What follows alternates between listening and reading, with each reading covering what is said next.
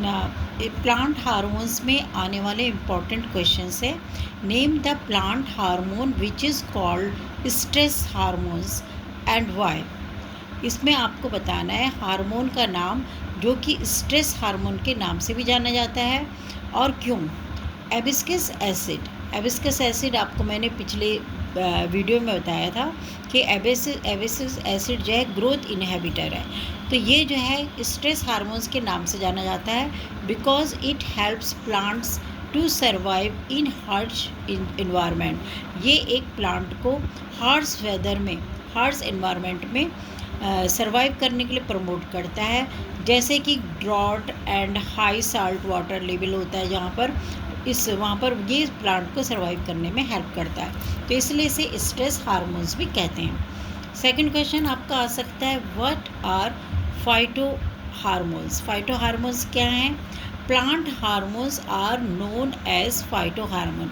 Phyto means होता है plant, तो प्लांट हार्मोन्स को ही हम फाइटो हार्मोन्स कहते हैं।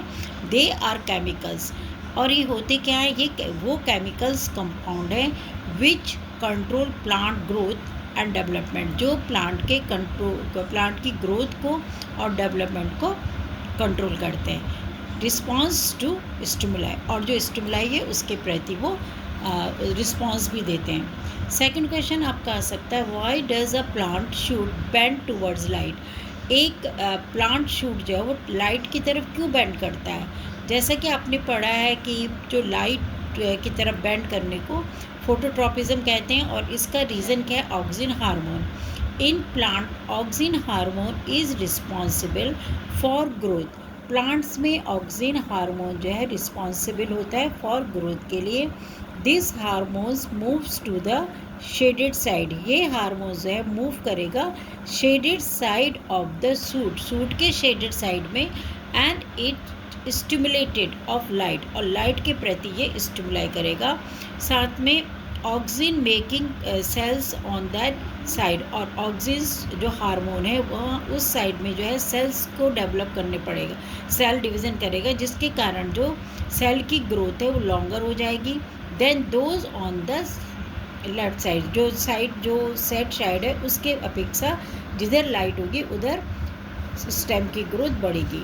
इसको दूसरी तरह से आप इस तरह से भी लिख सकते हैं, if one side of a stem has more auxin, जिस साइड में ज़्यादा ऑक्सिन होगी देन द अदर साइड, दूसरी साइड की अपेक्षा जिस साइड में ज़्यादा ऑक्सिन होगी वहाँ auxin hormone will grow faster, वहाँ जो है स्टेम ग्रोथ ज़्यादा होगी कंपैरेटिवली टू अदर साइड। आया समझ में?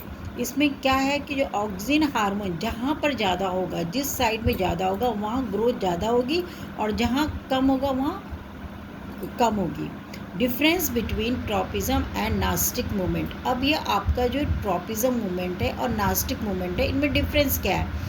तो मैंने पिछली क्लास में ही पढ़ाया था कि ट्रॉपिज्म और नास्टिक मूवमेंट में जो the plant movement made in responsible external stimuli, जिसमें प्लांट जो है वो एक्सटर्नल स्टिमुलाई जैसे लाइट की तरफ झुकेगा, ग्रेविटी की तरफ झुकेगा, प्लांट वाटर की तरफ जाएगा, वो सब क्या है? एक्सटर्नल स्टिमुलाई है। तो जो मूवमेंट प्लांट में एक्सटर्नल स्टिमुलाई से होगा वो होगा tropism. And nastic tropism means होता है the growth movement. Nastic means growth in independent movement, इसमें जो ग्रोथ होगी वो इंडिपेंडेंट मूवमेंट की तरह होगी।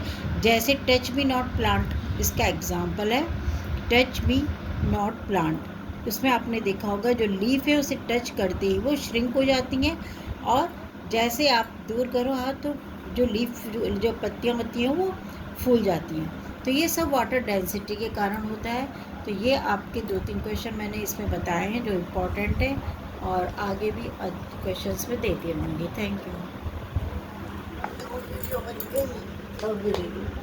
अब मेरी ना वीडियो कौन सी वाली